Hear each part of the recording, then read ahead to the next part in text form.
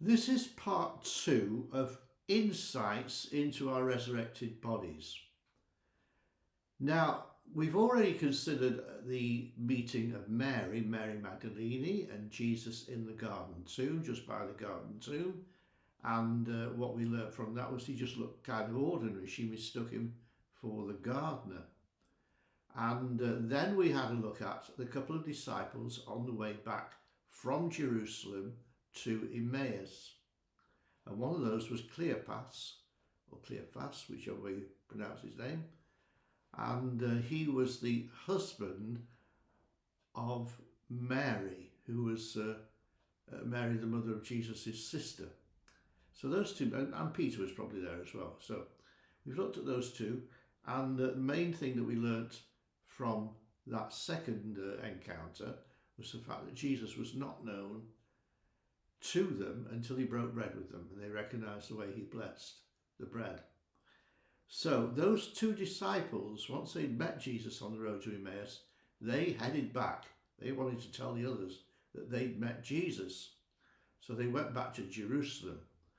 And when they got back to Jerusalem, they told the 11 apostles how Jesus had walked with them.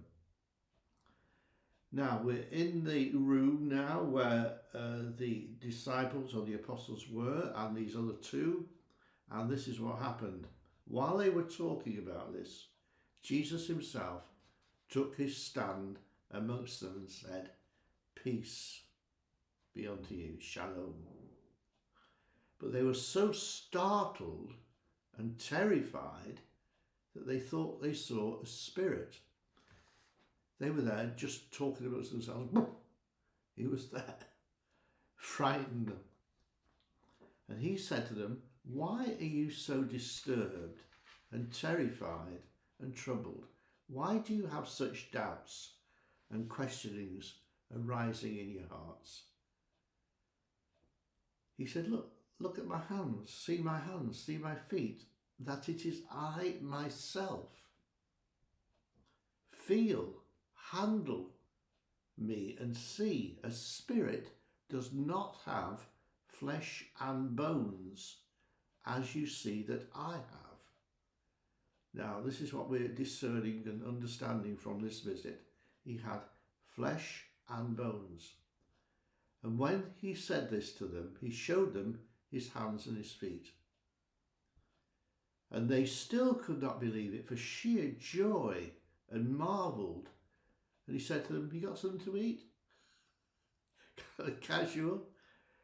And they gave him a piece of broiled fish and a honeycomb. He took it and ate it before them, so he could eat. It was just normal. Then he said to them, "This is what I told you while I was still with you. Everything that's written concerning me in the law of Moses, in the prophets, and in the Psalms must be fulfilled." So there's that encounter with the frightened apostles. Now, what do we learn from that? Oh, that was Luke 24:36 to 44. Well, we learn in his resurrected body, he could eat bread, he could eat fish, he could eat honeycomb. He also was able to go through closed doors. It says the closed doors were there and he just went through them. Now, you can't do that in a physical body, so that's a major difference. And he appeared to his disciples with no problem through the walls. Now, it was important to know that the body had flesh and bones, but apparently no blood. Didn't mention blood. We say about ourselves, we got flesh and blood, don't we? But Jesus said, "I am flesh and bones." So that was the frightened apostles in the room, but Thomas wasn't there. So Thomas was told about this, and this is from the next section of Luke. This is from this is from John. John 20 and verses 24 to 27. But Thomas, one of the 12, called the twin, was not with them when Jesus paid them the visit. So the other disciples kept telling him, "We've seen the Lord." He said to them, unless I see his hands, the marks made by the nails, and put my finger into the nail prints, and put my hand in his side, I'll never believe it. So there you go. That's Thomas's reaction. 8 days later, so a week later, his disciples were again in the same house, but this time Thomas was with them. And Jesus came, even though they were behind closed doors, and stood amongst them and said, peace be unto you. Shalom. Then he turned to Thomas and he said, reach out your finger here and see my hands, and put out your hand and place it in my side, and do not be faithless and incredulous, but stop your unbelief and believe. That's from John 20, verses 24 to 27 in the Amplified Bible. Now here we see Jesus appearing as a human being, just as a normal person. He had skin, he had bones, but look, he said, see my hands. And there were the nail prints, there were the scars. The scars were present. And Thomas put his finger into the wounds without getting covered with blood.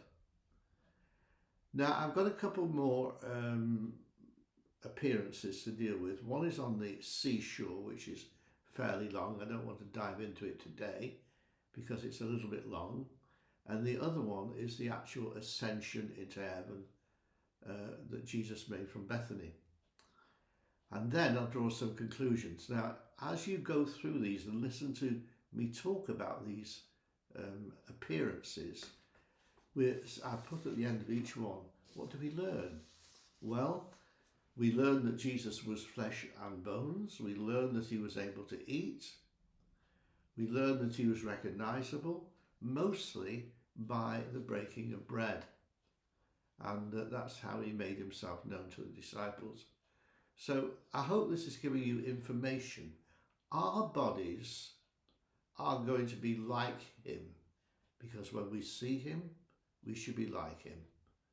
And Paul was a tent maker, and he said he talked about his body being like a tent.